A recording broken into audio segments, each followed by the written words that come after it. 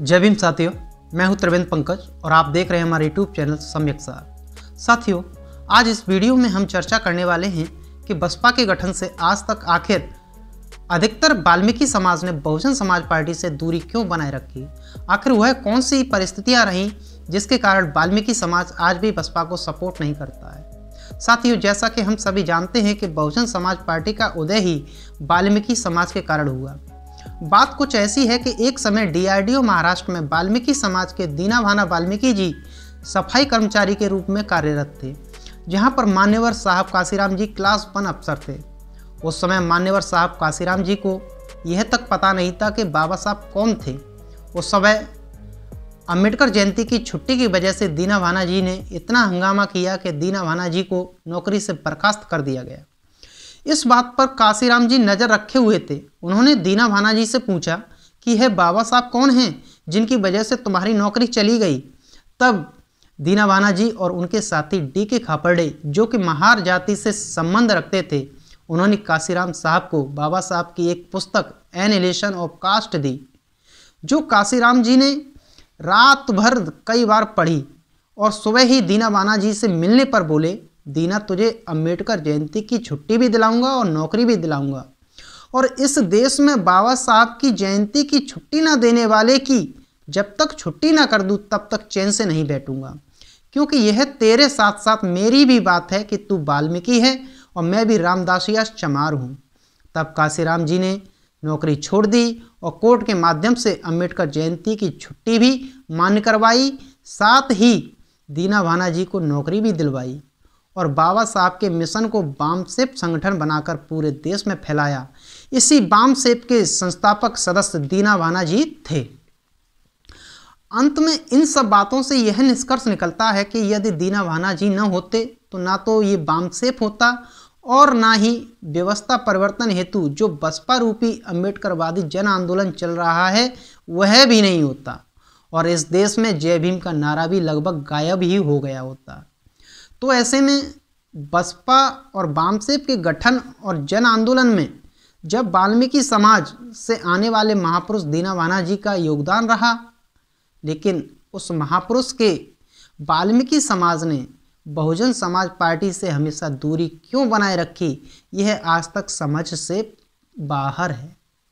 यही बात जानने के लिए हमें 1 नवंबर 2001 को पंजाब के अमृतसर में मजहबी वाल्मीकि सम्मेलन के बैनर तले बहुजन समाज पार्टी के निमंत्रण पर मुख्य वक्ता के रूप में मान्यवर साहब काशीराम जी का वह भाषण समझना पड़ेगा, जिस सम्मेलन में बहन कुमारी मायावती जी भी शामिल हुई थी।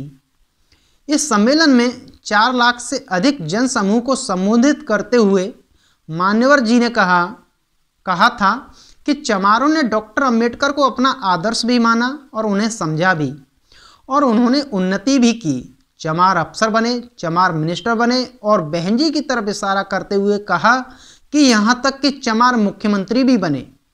यह सब किसकी बदौलत संभव हुआ?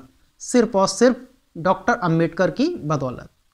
दूसरी तरफ वाल्मीकि समाज ने गांधी को अपनाया। वाल्मीकि समाज के पिछड़ेपन का सबसे बड़ा कारण गांधी ही है, इसलिए आप लोग आज तक इधर उधर भटक रहे हो।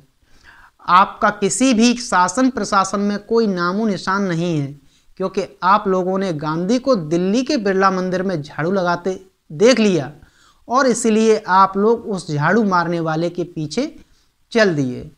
और जब डॉक्टर अंबेडकर के इस देश में आंदोलन चल रहा था, तब गांधी ने वाल्मीकि समाज को भ्रमित करने के लिए इनके मोहल्लों में झाड़ू लगाना शुरू कर दिया, जबकि गांधी की सोच तो यह थी कि मोची का बेटा मोची और सफाई सेवक का बेटा सफाई सेवक ही रहना चाहिए और कुछ नहीं होना चाहिए, क्योंकि गांधी वर्ण व्यवस्था के पक्षधर थे। इसलिए आपने डॉक्टर अंबेडकर के हाथ में पकड़ी हुई कलम नहीं देखी, आपने गांधी के हाथ में पकड़ा हुआ झाड़ू देख लिया। अगर आप भी चमारों की तरह डॉक्टर अंबेडकर के हाथ में पकड़ी हुई कलम देख लेते तो इस देश में आपकी भी एक अलग पहचान होती। साथियों, बड़े दुख की बात यह है कि मान्यवर काशीराम जी के इतना समझाने के बाद भी वाल्मीकि समाज ने गांधी को नहीं छोड़ा, जिसके कारण वाल्मीकि समाज की शैक्षणिक, आर्थिक और राजनीतिक स्थिति में कोई खास बदलाव नहीं आया। जैसी स्थिति पहले थी आज भी वही स्थिति बनी हुई है। इनके पिछड़ेपन का विशेष कारण शिक्षित न होना भी रहा है। कांग्रेस और भाजपा सरकार में व्याप्त जातिवाद के कारण अधिकतर वाल्मीकि समाज शिक्षा से दूर ही रहा। यदि ये स्कूल की चौखट पर पहुंच गए तो मारकर भगा दिया गया, या किसी तरह स्कूल में प्रवेश मिल भी गया तो इस समाज को जाति के कारण इतना अपमानित होना पड़ा कि स्कूल की तरफ देखना भी छोड़ दिया। और ऐसे में जब इस वाल्मीकि समाज ने शिक्षा से मुंह मोड़ लिया तब इन्हें शासन और प्रशासन में भागीदारी भी बहुत ही कम देखने को मिली। जबकि जाटव समाज के बाद वाल्मीकि समाज जनसंख्या के मामले में दूसरे नंबर पर है। 2007 में पूर्ण बहुमत की बसपा सरकार बनने पर बहन कुमारी मायावती जी ने वाल्मीकि समाज के शैक्षणिक, आर्थिक और राजनीतिक स्थिति में सुधार करने के लिए कई महत्वपूर्ण कदम उठाए। पूरे 5 साल तक अधिक से अधिक वाल्मीकि समाज के अधिकतर बच्चों को शिक्षा संस्थानों में प्रवेश दिलाया गया। इस समाज को बहन जी की सत्ता के दौरान किसी भी प्रकार का जातिवाद का दंश नहीं झेलना पड़ा और ना ही कभी अपमानित होना पड़ा। समाज की बेहतरी और तरक्की और उन्नति के लिए वाल्मीकि समाज के कई बड़े चेहरों को शासन प्रशासन में बड़ा पद भी दिया गया, जिससे इस समाज के लोग प्रेरणा ले सकें। आर्थिक स्थिति सुधारने के लिए आर्थिक मदद भी की गई और महर्षि वाल्मीकि जी के नाम पर पुरस्कार और योजनाएं भी लागू की गई। अब मुख्य बात यह है कि इतना सब कुछ करने के बाद भी वाल्मीकि समाज बहुजन समाज पार्टी से दूर रहा। यह कांग्रेस का साथ छोड़ने के लिए तैयार ही नहीं हुए, जबकि कांग्रेस केवल इन्हें सफाई कर्मचारी तक ही सीमित रखना चाहती थी और आज भी रखना चाहती है।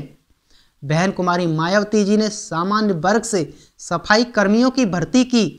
सामान्य वर्ग से सफाई कर्मियों की भर्ती करने का बहन जी का केवल यही संदेश था कि महिला ढोने का काम केवल वाल्मीकि समाज ही क्यों करे, सभी समाज के लोग करें, उनकी भी जिम्मेदारी है। यह भर्ती जाति व्यवस्था पर कड़ा प्रहार था। वह इस समाज से सफाई कर्मी जाति का टैग ही हटाना चाहती थी, लेकिन वाल्मीकि समाज कुछ हद तक इसके विरोध में भी उतर आया था। यह समाज कहने लगा कि बहन जी ने हमारे पेट पर लात मार दी, बहन जी ने हमारी नौकरी छीन ली। लेकिन इस समाज की नासमझी यह रही कि वह बहन जी की समतामूलक समाज की परिकल्पना को नहीं समझ सका और अंततः वह कांग्रेस भाजपा जैसी मनुवादी पार्टियों के चंगुल में फंसता रहा और आज भी फंसा हुआ है। कहने का अर्थ यह है कि जिस समाज का व्यक्ति शिक्षित न हो तो उससे सरकारी नौकरी या व्यवसाय की जरूरत नहीं होती, उससे फिर 5 किलो राशन ही वरदान लगने लगता है। ऐसी ही कुछ स्थिति इस वाल्मीकि समाज की है। ऐसे दौर में जब दलित, खासतौर पर जाटव समाज अपने हक अधिकार की लड़ाई लड़ रहा है, तब वाल्मीकि समाज ठेके पर सफाई कर्मी की अस्थायी नौकरी कर रहा है या फिर 5 किलो राशन को ही भाजपा का समाज हित में क्रांतिकारी कदम समझ रहा है। कहने का मतलब यह है कि कांग्रेस, भाजपा जैसी जाति व्यवस्था की पक्षधर पार्टियां इस समाज को जाल में फंसा रही हैं और ये लोग फंस भी रहे हैं। तो ऐसे में कुछ कहा ही नहीं जा सकता। वाल्मीकि समाज में इतनी चेतना नहीं आ रही है कि यदि वाल्मीकि और जाटव समाज एकजुट होकर बसपा के बैनर तले इकट्ठे होकर संघर्ष करे तो दलित समाज में काफ़ी परिवर्तन देखने को मिल सकता है। लेकिन वाल्मीकि समाज जाटव समाज के साथ आना ही नहीं चाहता है। वह उस पार्टी के साथ आना ही नहीं चाहता जो इस समाज का प्रतिनिधित्व करती है। जब इस समाज पर संकट आता है या अत्याचार होता है तो इस समाज के पक्ष में बसपा ही खड़ी होती है और कोई पार्टी इस समाज के साथ खड़ी नहीं होती जिसे यह समाज समर्थन भी देता है। तो ये कुछ महत्वपूर्ण बिंदु थे जिनके कारण अधिकतर वाल्मीकि समाज बसपा, जो कि संपूर्ण दलित समाज का प्रतिनिधित्व करती है, जो अपने महापुरुषों की विचारधारा पर चलने वाली पार्टी है, उस पार्टी से वाल्मीकि समाज आज भी दूरी बनाए हुए है। कहने का अर्थ उसे सपोर्ट ही नहीं करता। आज की राजनीति के बदलते परिवेश को देखते हुए देश में खास तौर पर उत्तर प्रदेश और पंजाब जैसे राज्यों में जाटव वाल्मीकि गठजोड़ की बहुत ही आवश्यकता है, क्योंकि जातिवाद का दंश दोनों ही समाज झेल रहे हैं। साफ शब्दों में कहा जाए तो जाटव और वाल्मीकि और अन्य समाजों की शैक्षणिक, आर्थिक और राजनीतिक उन्नति के लिए यह गठजोड़ जरूरी है, आज की आवश्यकता है। हालांकि वाल्मीकि समाज के हक अधिकार की लड़ाई बसपा अपने उदय से ही जाटव समाज के बल पर लड़ती आई है। यदि वाल्मीकि समाज को ये बातें समझ नहीं आती हैं आज भी, तो राहत इंदौरी का वह शेर जरूर याद आएगा कि लगेगी आग तो कई घर आएंगे जद में, लगेगी आग तो कई घर आएंगे जद में, अकेला हमारा मकान थोड़ी है। साथियों, तो ये थी आज की चर्चा। आप लोगों को मेरे विचार कैसे लगे कमेंट करें, लाइक करें। साथ ही आपसे एक रिक्वेस्ट है कि हमारे चैनल सम्यक सार को सब्सक्राइब करें। जय भीम, जय वाल्मीकि समाज, जय भारत।